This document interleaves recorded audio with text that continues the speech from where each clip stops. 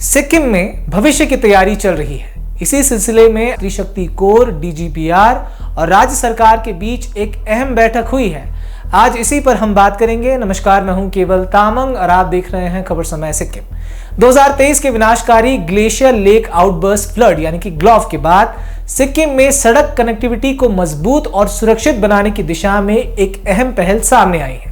Lieutenant general Harpal Singh, director general border roads यानी कि डीजीबीआर ने सिक्किम का दौरा कर पुनर्निर्माण कार्यों और आपदा रोधी बुनियादी ढांचे की प्रगति की समीक्षा की है।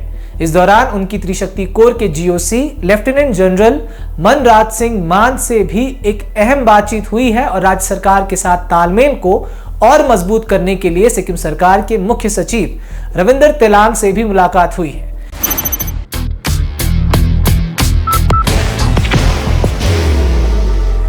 There will only be one insignia.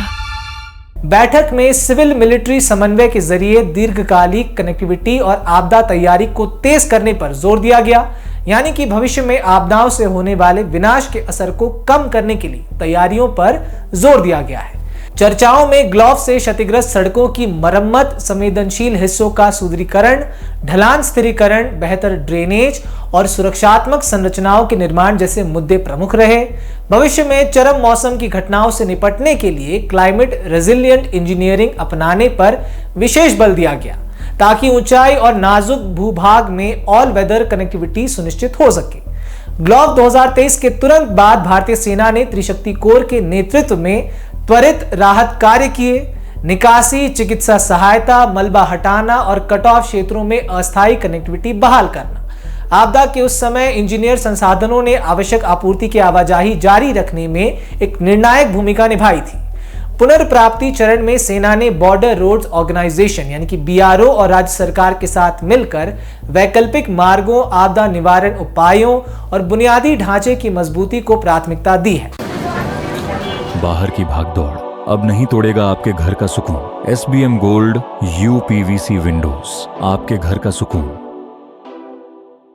अब सेना के अनुसार ये दौरा राष्ट्र निर्माण, आपदा तैयारी और लचीले इंफ्रास्ट्रक्चर के प्रति भारतीय सेना की प्रतिबद्धता को रेखांकित करता है, लोगों के हित में मजबूत सिविल मिलिट्री साझेदारी के साथ। अब मैं आपको यहां यह भी बताना चाहूंगा कि 18 नवंबर 2025 को गैंगटॉक में सिक्किम के मुख्यमंत्री के आधिकारिक निवास पर हुई chief of army staff general Upendra Dwivedi और सिक्किम के मुख्यमंत्री प्रेम सिंह तामंग की मुलाकात भी ऐसे ही भविष्य की तैयारियों को लेकर हुई थी। इस अहम चर्चा के बारे में खुद मुख्यमंत्री ने भी एक भाषण में जानकारी साझा की थी।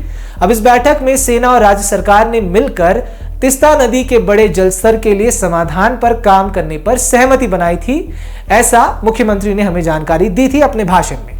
उद्देश्य साफ है, नदी का जलस्तर घटाना, ताकि बारिश के मौसम में बार बार बाढ़ का खतरा पैदा ना हो। मुख्यमंत्री ने अपने भाषण में कहा था कि इस दिशा में काम चल रहा है और समाधान अल्पकालिक नहीं बल्कि भविष्य को ध्यान में रखकर तैयार किया जा रहा है।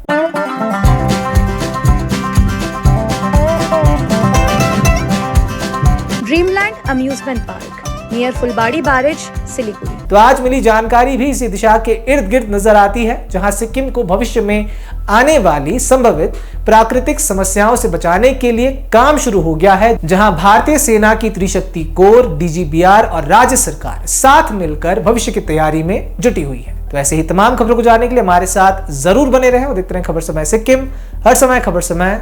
धन्यवाद।